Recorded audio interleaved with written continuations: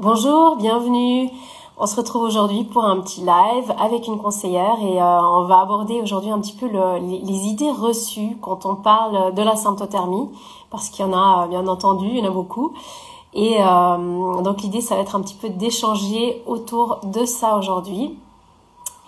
Et donc, je vais inviter Marion Poula, qui va, j'espère, pouvoir nous rejoindre. Alors,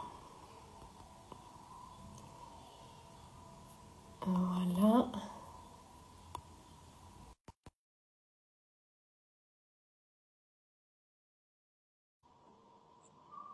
Bonjour Cindy. J'attends Marion qui va un petit peu échanger avec nous autour des idées reçues.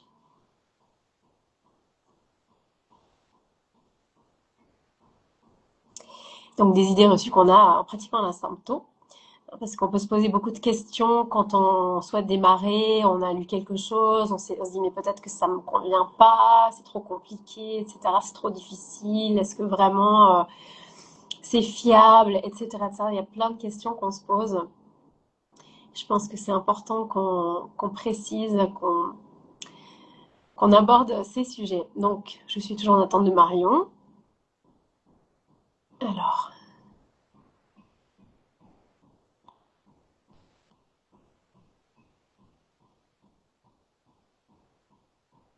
voilà.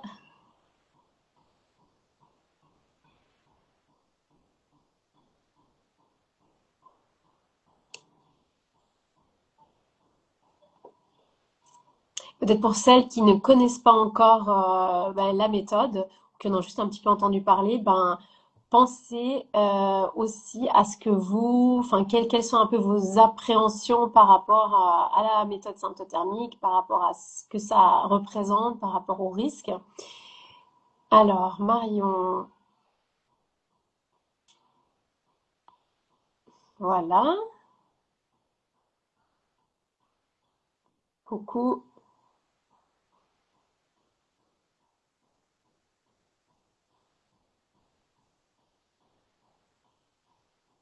Marion, je te vois, je t'ai envoyé l'invitation. Ah, c'est bon, c'est parti. Parfait. Coucou. Bonjour. Tu vas bien? Bonjour, bonjour à tous, très bien. Super. Bon, voilà, donc j'ai juste un petit peu fait une petite intro donc, concernant le thème d'aujourd'hui que tu as choisi. Donc, c'est vraiment l'idée de voir un petit peu tout ce qu'on peut avoir en tête, les appréhensions par rapport à la symptothermie quand on démarre. Et il y a pas mal d'idées reçues aussi. Et d'ailleurs, même tout bêtement, hein, des fois, on peut aller chez son médecin et là aussi avoir un feedback qui n'est pas forcément génial parce que peut-être la personne ne connaît pas non plus la méthode. Donc, qu'est-ce que toi, tu souhaites, par quoi tu souhaites commencer peut-être? Alors, c'est vrai que je me suis dit que ça pourrait être intéressant. Je sais pas si le son est bon. Moi, de mon côté, j'entends un peu un écho. Oui, je t'entends De pas votre très côté, très c'est, bien effectivement au niveau du micro. Si je sais pas si tu as la possibilité de parler plus près du micro peut-être. vous m'entendez mieux là? Ouais, c'est mieux là. Mhm. Ok. Donc oui, l'idée, c'était de pouvoir recenser les grandes questions qu'on me pose lors des appels découvertes. Et tu as raison sur les idées préconçues qu'on a par rapport à la méthode.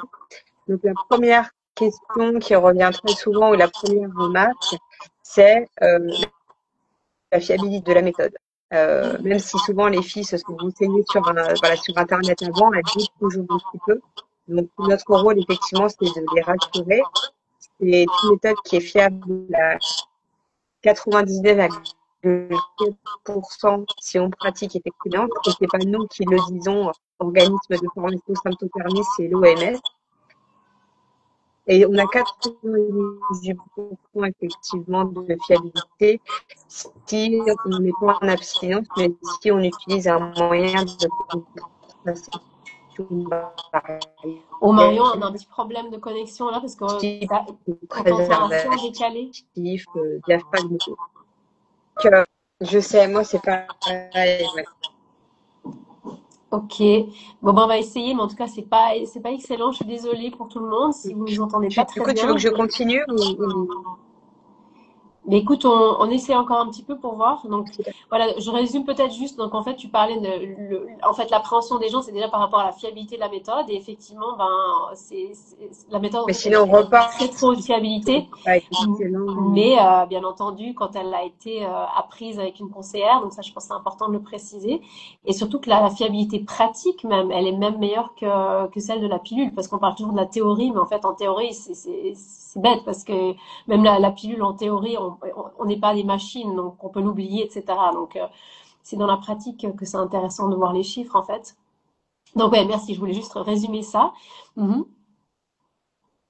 Effectivement, la fiabilité est conditionnée, tu l'as très bien dit, à la période d'apprentissage avec une conseillère aussi qui est certifiée. On ne garantit pas cette fiabilité pour une femme qui apprendrait la méthode en autodidacte. C'est important de préciser. Ce qu'il faut aussi bien avoir en tête, c'est que la méthode symptothermie, ce n'est pas la méthode Ogino, ce n'est pas la méthode calendrier, on n'est pas sur quelque chose où on va prédire les cycles, on va au contraire s'observer au jour le jour, et c'est ce qui en fait la fiabilité, parce que tant qu'on n'a pas validé ton ovulation, on ne va, voilà, on va rien élaborer ou décider quoi que ce soit. C'est vraiment une fois qu'on a fait un de fertilité, qu'on sera sûr d'avoir des rapports non protégés. Donc ça, c'est aussi important de préciser ce qu'est la méthode et ce qu'elle n'est pas. Mhm. Oui, parce qu'en fait, c'est pas non plus, on peut dire qu'on peut la pratiquer dans plusieurs situations de vie, hein, donc que ce soit dans un but de conception, ou au contraire de ne pas concevoir.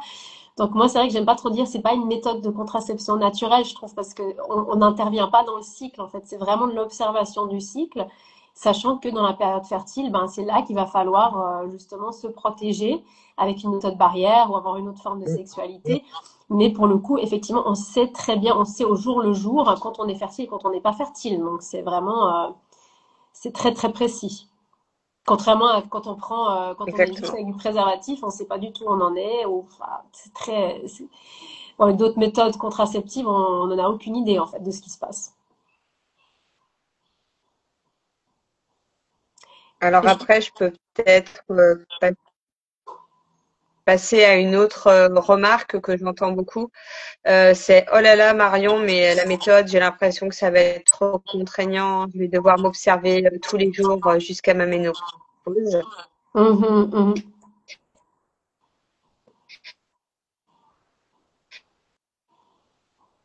Marion, là, on t'entend plus. Donc c'est vrai, je dirais qu'au niveau de l'engagement, de la réponse, elle est plus aiguë. Après, je vous lâcherai la bride et vous serez autonome. Mais j'ai besoin d'être sûr au début que vous ayez la rigueur en place. Donc souvent, moi, ce que je fais, c'est que les 2 premiers cycles, je demande aux femmes vraiment de s'observer tous les jours, la température, la glaire cervicale. Et si je vois qu'au bout de 2 cycles, déjà le cycle il est fluide, plus ou moins régulier, on verra, c'est une autre non préconçue. On n'est pas obligé d'avoir la règle de la méthode, et même bien au contraire. Mais voilà, en tout cas, au début, on va apprendre à observer sa température, apprendre à observer sa cale. Et une fois, je dirais qu'on a bien intégré les règles de la méthode, qu'on a compris aussi la courbe de température, comment elle se comporte et comment les différents schémas de glaire évoluent, et bien là, moi, souvent, dès le 3e cycle, je dis à la personne, bah, j'observera uniquement en phase fertile. Donc, si on a un cycle, j'aime pas dire ça, mais plutôt régulier autour de 28-10, allez, maxi aussi. Et après, le reste du temps, on a des pauses, une pause symptothermique, des vacances symptothermiques. On n'est pas obligé de s'observer. Donc non, on peut, enfin, c'est pas contraignant comme on imagine. Et on peut faire la grasse mat, on peut s'autoriser des soirées, des exceptions. Ça, il y a pas de souci. Mais au début, c'est vrai, si vous voulez que votre conseillère vous fasse confiance, comme c'est un accompagnement à distance, et aussi pour vous, eh bien, investissez au moins les 2 cycles, ça peut être plus, hein, en fonction de la régularité de votre cycle, etc. Et vous verrez après, voilà, vous allez gagner effectivement en autonomie et vous aurez effectivement des plages où vous ne serez pas obligé de vous observer et de vous protéger. Ouais, je te remercie. On a juste quelques petits couacs au niveau du son, mais je pense que dans l'essentiel, tout était clair. Donc, c'était vraiment ce que tu disais on se dit, mais c'est trop contraignant, cette symptothermie, il faut s'observer tous les jours. Et en fait, non, c'est pas le cas. Si je résume, c'est vraiment dans les premiers, au début, on a besoin de s'observer plus. Et puis après, On peut vraiment faire des pauses symptothermiques, donc ça, il n'y a aucun souci. Et au final, l'observation, elle dure très très peu. Quotidiennement, c'est même pas 5 minutes par jour. Et surtout qu'après, quand on fait des pauses symptothermiques, on a encore moins d'observations à faire. Donc déjà ça, c'est pas forcément une contrainte. Après, ça dépend du point de vue qu'on a, hein. Personnellement, je trouve pas une contrainte parce qu'on apprend quelque chose sur son corps. Et au niveau du timing, enfin au niveau du temps, c'est pas quelque chose qui va prendre beaucoup de temps. De toute façon, de mettre son thermomètre, voilà, de le placer en bouche ou suivant l'orifice qu'on a choisi.